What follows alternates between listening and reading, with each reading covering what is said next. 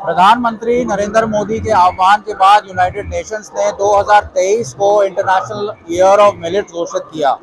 इसके बाद पूरे देश भर में मोटा अनाज को लेकर श्री अन्न उत्सव चलाया जा रहा है और तमाम जो राज्य की सरकारें हैं वो बढ़ चढ़कर हिस्सा ले रही हैं। इसी कड़ी में देहरादून में 13 तारीख से लेकर 16 तारीख तक श्री अन्न उत्सव की शुरुआत हुई है और यहाँ पे देखा जा सकता है भारी भरकम भीड़ पहुंची है। इस कार्यक्रम की शुरुआत, इस महोत्सव की शुरुआत मुख्यमंत्री पुष्कर सिंह धामी ने करी। साथ में कैबिनेट मंत्री और कृषि मंत्री गणेश जोशी मौजूद थे। उनके साथ उत्तर प्रदेश के कृषि मंत्री शिषपाल सिंह शाह भी मौजूद थे। और आपको बता दें, यहाँ पर तमाम तरह के किसान आए हैं, दूर दराज के गाँव से आए हैं और पहाड़ का जो मोटा अनाज है उसको एक बार फिर से पहचान दिलाने के लिए मुहिम जारी है। इस समय हम कृषि विभाग के काउंटर पे मौजूद है। मेरे साथ में जेपी तिवारी जी हैं जो कि मुख्य कृषि अधिकारी हैं उत्तराखंड के, और एक किसान है हमारे साथ जो डुंडा ब्लॉक उत्तरकाशी से आए। आपको दिखाते हैं घराट, और पहाड़ की पहचान है जो पानी से चलने वाली पंचचक्की जिसे बोलते हैं घराट। इसको एक मैकेनिकल तरीके से यहाँ पेश करने की कोशिश की है कि किस तरीके से इसमें आटे को और अनाज को पीसा जाता है और पहाड़ की धरोहर माना जाता है घराट को। और लगातार जो है नए आविष्कारों के बीच, नए टेक्नोलॉजी के बीच ये घराट जो पहाड़ों में देखे जाते थे कहीं ना कहीं विलुप्त हो गए। अधिक जानकारी के लिए चलते हैं जेपी तिवारी जी के पास। सर, सबसे पहले ये घराट के बारे में बताइए, किस तरीके से इसका संचालन करते हैं, इसके बारे में क्या बताएंगे, और मिलेट्स के बारे में बताइए कैसे इसको आगे लेके जा रहे हैं। आप सभी को नमस्कार। मैं जेपी तिवारी, मुख्य कृषि अधिकारी उत्तरकाशी। जैसा कि आप देख रहे हैं कि पहाड़ों पे हमारी दो मुख्य समस्याएं, एक तो महिलाओं के ऊपर श्रम बहुत ज़्यादा है, दूसरा पहाड़ जो है हमारे ज़्यादातर खेत असिंचित हैं।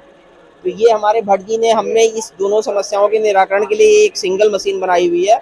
ये मशीन जो है वो पनबिजली से चलती है, यानी हमारे यहाँ पहाड़ों पे सदियों से घराट की परंपरा रही है। और एक हम बल्कि हमारे यहाँ जो भट्ट जी हैं, हमारे यहाँ डंगवाल जी हैं, ये घराट श्रृंखला भी चलाते हैं जो हमारे पुराने जितने भी घराट हैं उनके जीर्णोद्धार का काम कर रहे हैं। तो हमने मिलकर के ये प्रयास किया कि जैसे हमारे यहाँ ये मशीन है जिसमें हम न केवल झंगोरा के से जो है उसका दाना निकाल सकते हैं, बल्कि इस मशीन का यूज जो है आटा पीसने के लिए कर सकते हैं। इससे न केवल महिलाओं के ऊपर हमारा श्रम कम होता है, बल्कि इससे अतिरिक्त आजीविका का जो है वो संचार होता है। और ये मशीन बहुत सस्ती मशीन है।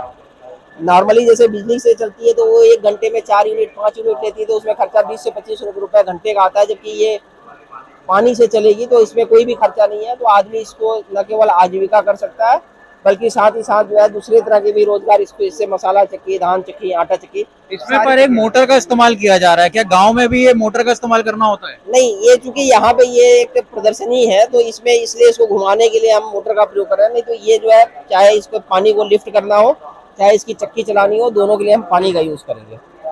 ठीक है। और बाकी मिलेट्स के बारे में क्या कहेंगे? उत्तरकाशी में आप किस तरीके से मिलेट्स को आगे लेके चल रहे हैं? आज यहाँ पे बड़ी प्रदर्शनी लगी है, दूर दूर से किसान आए हैं। मिलेट्स को लेकर किस तरीके से आगे बढ़ रही है सरकार? और घराट को हमने देखा है उत्तराखंड की ना सिर्फ गांव में इस्तेमाल करने वाली चक्की है, बल्कि घराट जो है धरोहर भी है। आज घराट कहीं ना कहीं विलुप्त हो गई है, तो इसको बढ़ाने के लिए क्या कार्य है? कितनी घराटों को आपने रिवाइव कर दिया है? इसके बारे में, घराटों के बारे में मैं सबसे पहले आपको हमारे जो पौष्टिक अनाज है जिसको हम मिलेट्स कह रहे हैं, तो हमारे यहाँ मुख्यतः 5 प्रकार के मिलेट्स हैं उत्तरकाशी में। सबसे ज्यादा हमारा मडुआ है, फिर झंगोरा है, फिर रामदाना है, और एक कुट्टू जो सबसे खाली चमोली और उत्तरकाशी में इस समय पाया जा रहा है। तो ये अनाज है। इनके अनाज के लिए हम परंपरागत कृषि विकास योजना और जैविक खेती के लिए नमामि गंगे योजना और जैविक कृषि योजना चला रहे हैं। इसमें न केवल हम किसानों को जो है जैविक आदान जो है निःशुल्क प्रदान करते हैं, बल्कि इसमें जो है गंगा से 5 किलोमीटर दोनों तरफ जो है हम पूरा का पूरा एरिया जैविक बना रहे हैं, ताकि उत्पादन के साथ साथ जो है हमारी गंगा की पवित्रता भी जो है प्रदूषित न हो। और उसमें जितने भी एक रासायनिक उर्वरक या कीटनाशक हैं उनके प्रयोग को हम धीरे धीरे खत्म कर रहे हैं। और घराटों के बारे में हमारे भी जो है अनिल डंगवाल जी हैं, जिन्होंने अब तक एक घराट श्रृंखला करके एक अभियान चलाया हुआ, तो उसके बारे में डंगवाल जी ज्यादा बताते हैं। डंगवाल जी, आप बताइए घराटों को किस तरीके से रिवाइव कर रहे हैं? क्योंकि घराट आजकल सोशल मीडिया पे देखी जाती है, असल में तो घराटें बहुत सारी बंद हो गई हैं अब, क्योंकि ये साल मिलेट्स का है, मोटा अनाज को प्रमोट किया जा रहा है, सरकारें काम कर रही हैं, तो आप कैसे देखते हैं? सर, प्राचीन काल से घराट जो रही है वो पहाड़ों की आत्मा रही है। इसको ना हम केवल अपने अनाजों को पीसने के काम में लाए हैं, बल्कि ये हमारा एक सामाजिक भी एक समर सत्ता का केंद्र रहा है। घराट जो होती थी वो पब्लिक प्रॉपर्टी होती थी, पूरे गांव के लोग मिलके इसका रख रखाव करते थे और उससे अपने अनाजों को पीसा करते थे, और जो उसका जो ऑनर होता था, मालिक जो होता था, उसको उसके पिसाई के बदले में कुछ अनाज दे दिया करते थे। लेकिन धीरे धीरे 80 के दशक के बाद जैसे डीजल इंजन या बिजली की चक्कियां आई तो ये घराट विलुप्त होते गए, और आज ये एक दुर्लभ चीज हो गई है कि बहुत कम घराट, जबकि सरकारों ने भी कोशिश की लेकिन वो नाकाफी थी। इसके लिए हमारा एक छोटा सा प्रयास है, हमने एक घराट श्रृंखला बनाई है और कुछ घराटियों का एक संगठन हमारा है, और हम कोशिश कर रहे हैं कि ये जो हमारी पारंपरिक ज्ञान रहा है, विज्ञान रहा है, ये बहुत श्रेष्ठ ज्ञान, हर चूल्हे का ये विज्ञान रहा है। और इसने हमारी जो महिलाओं को, प्राचीन काल में जब हम हाथ चक्की चलाते थे तो उस समय बहुत पूरे दिन भर जो महिलाएं घास काट के और लकड़ी और बोझा काम करके आती थी और थक के, उसके बाद उनको वो काम सौंप दिया जाता था कि आप शाम के रोटी के लिए आटा पीसोगी।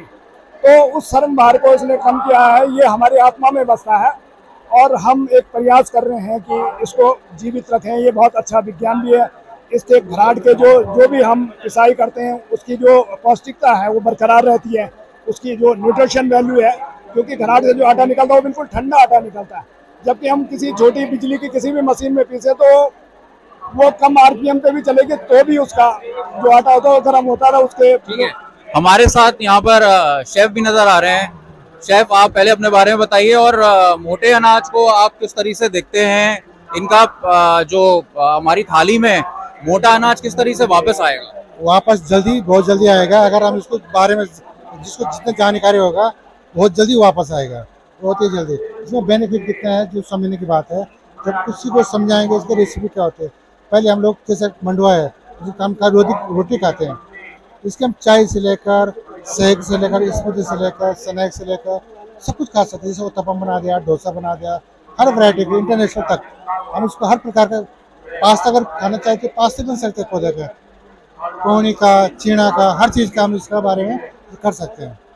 ठीक है, तो यहाँ पर कई लोगों का इस समय यहाँ पर विभाग के कर्मचारी भी मौजूद हैं और एक्सपर्ट भी मौजूद हैं, और लगातार एक प्रयास दिख रहा है सरकार का कि किस तरीके से पहाड़ के मोटे अनाज को जो है विदेशी और देशी बाज़ारों में पहुँचाया जाए, जिस तरह से हमारी प्लेटों में जो है वो मोटा अनाज आए और पहाड़ के किसानों को इससे सीधा फायदा मिले। कैमरामैन अनिल बडोनी के साथ अंकित शर्मा, देहरादून, आज तक।